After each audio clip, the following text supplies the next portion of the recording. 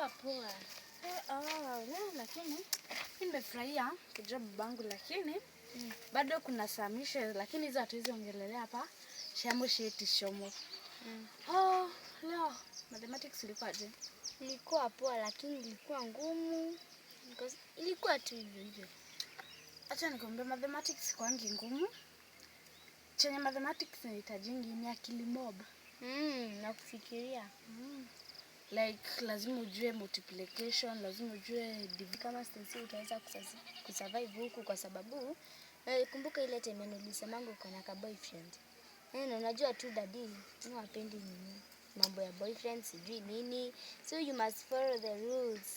Sasa sijui venye kutaendelea, lakini utabidi tu uvumilie. Nitajaribu, lakini mimi kuna vitu zingine hizi niambia. Kuna rules zingine mnaekea mtu kama gani hiyo? Kama gani hiyo?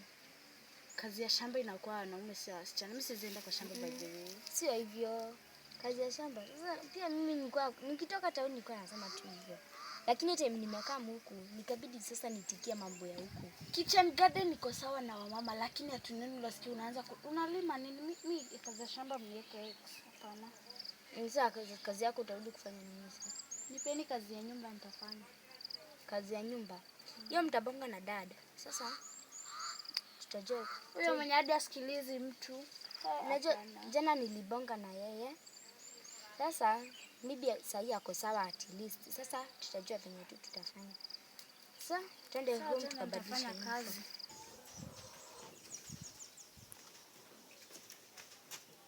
Watoto.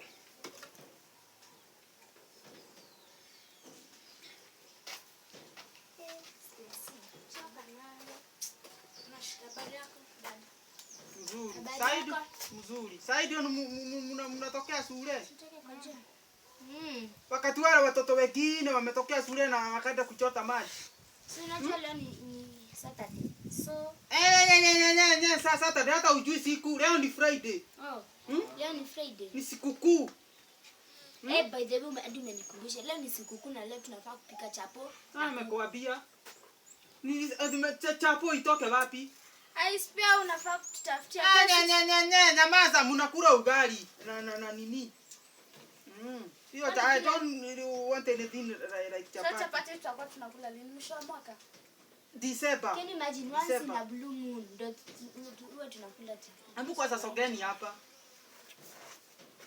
Today. By the way, nini unasimama hapa wana niongee? Sikiza, kwanza wewe tuliongea na mamako juzi.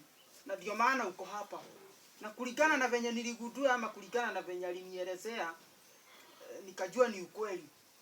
You are truly my daughter, but you need to follow rules and regulations. Sijui kama umemwambia, unaelezea mwenzako venye